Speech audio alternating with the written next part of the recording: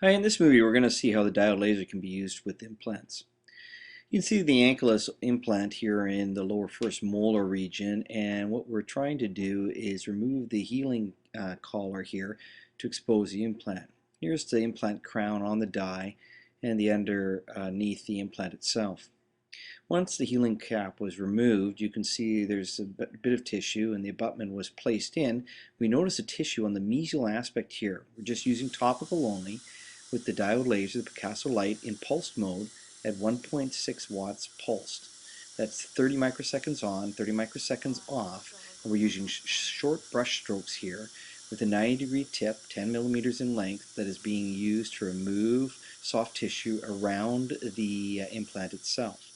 Now this was done with only topical, and we're going to be able to remove enough tissue that we can finally seat the crown, which up until this time was not able to be seated fully.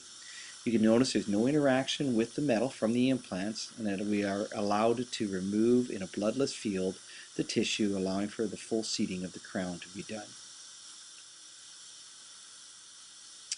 At this point, you can clean this up with a little bit of hydrogen peroxide and be able to seat your crown after you've completed the removal of the tissue on the margin. Here it is immediately afterwards with some VPS in the hole, and you can see a clear view of the mesial aspect here of the abutment and how clean the tissue is on there. The crown is seated and fully seated and cemented into place. What's interesting is in the radiograph here you can see how there's an open margin on the left, and on the right you can see the fully seated crown. I want to thank you for your attention and keep lasing. It's amazing.